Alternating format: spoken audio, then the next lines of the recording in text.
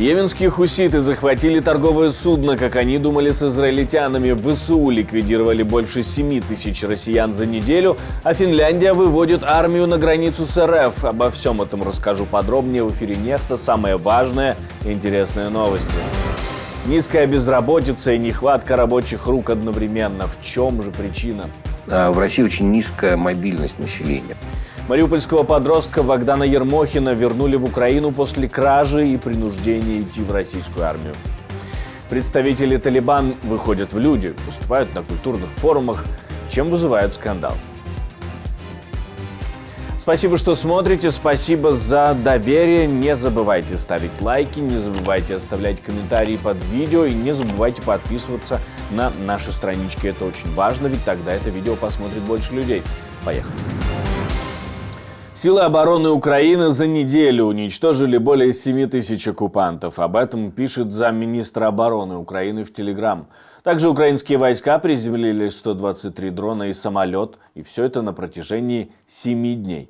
Украинское ПВО становится плотнее, средств становится больше, и есть надежда, что российские планы устроить холодную зиму таки не сбудутся. Мы усиливаем возможности противовоздушной обороны. Шахеды и ракеты. Шахеды, группы, мобильные огневые группы работают сейчас по всей Украине. Вы видите, они вооружаются дополнительно оснащаются техникой. Мы понимаем, что таким образом и периметр будет более защищен, и основные пути, по которым россияне пускают эти средства, соответственно, тоже будут более защищены. На сегодняшний день, кроме того, что у Украины есть, того, что Украине передали и стало собственностью Украины, мы таки воспользуемся и пользуемся теми установками среднего радиуса действия, которые готовы дать в аренду на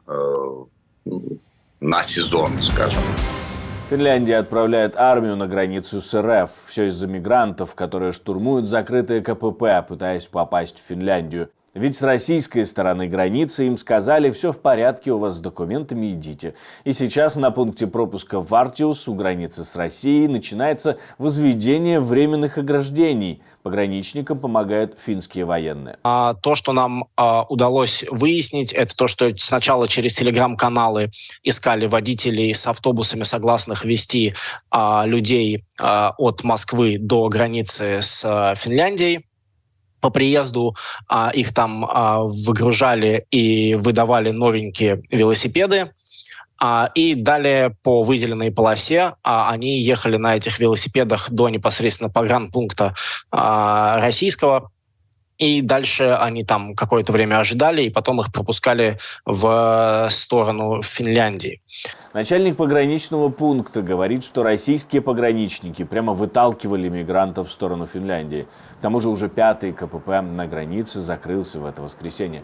Все меньше шансов попасть из России куда-то остается у граждан Сирии, Ирака и других стран. Йеменские хуситы захватили торговое судно. Боевики йеменской группировки Ансар Аллах захватили грузовое судно Galaxy Leader в Красном море.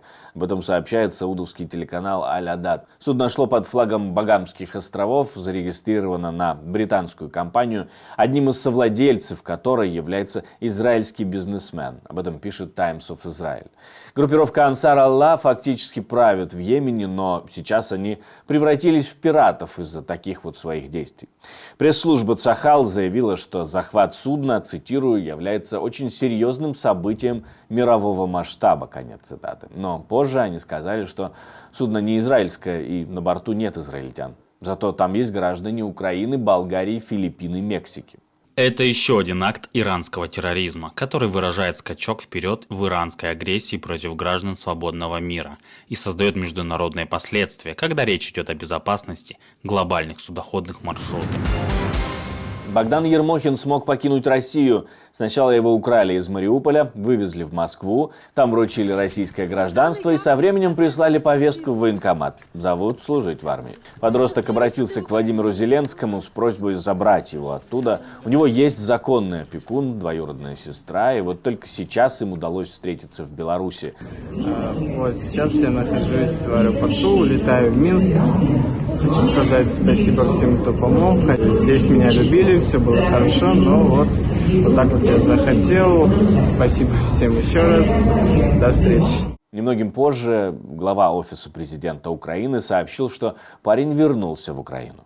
Это произошло в рамках реализации утвержденного плана действий президента Украины Владимира Зеленского «Bring Kids Back UA». Слаженная работа команды Офиса и уполномоченного Верховной Рады Украины по правам человека Дмитрия Лубенца.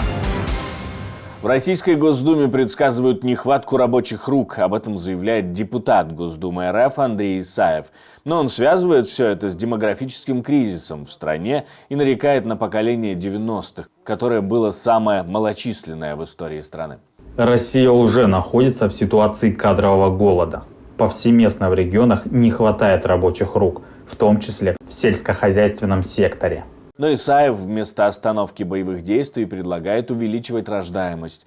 Видимо, дело идет к запрету абортов все плотнее. И еще предложил привлекать к работе русскоговорящих специалистов из других стран. Безработица в России официально на уровне 3%. Странно, когда это совпадает. И рук не хватает, и безработица низкая. Всего работоспособного населения там около 77 миллионов. Вот давайте начнем с последней цифры. 77 миллионов – это все-таки люди трудоспособного возраста. Да? Это совершенно не обязательно, что они работают. Они включают в себя, кстати, домохозяек, и беременных, и все остальное. Да? То есть эту цифру нужно сильно делить. Плюс они, конечно же, в себя включают и тот гигантский аппарат, который ничего не производит. Да? Ну, там, воюет или сажает, или бьет дубинками. То есть вот эта вся армия, она тоже входит в эти 77 миллионов.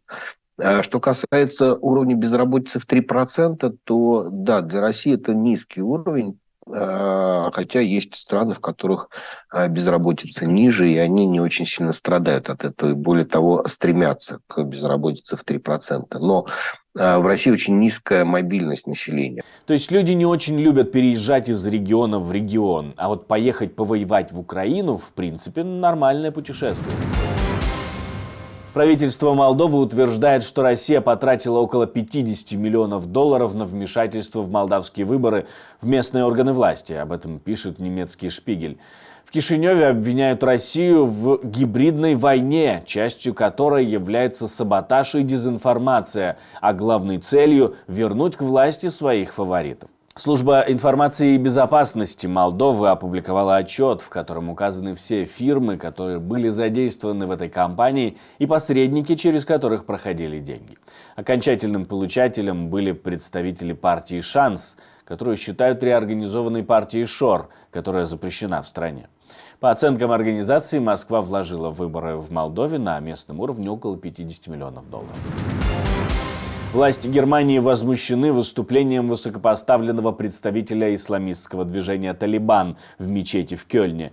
И теперь многим придется объясняться, как случилось такое, что талибский чиновник, возглавляющий афганское управление по вопросам продовольствия и медицины, получил возможность продвигать свои ценности в центре Европы и рассказывать сказки о процветающем Эмирате Афганистан.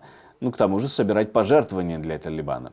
Объяснения ждут в том числе от Турецко-Исламского союза религиозных учреждений, в ведении которого находится Кёльнская мечеть.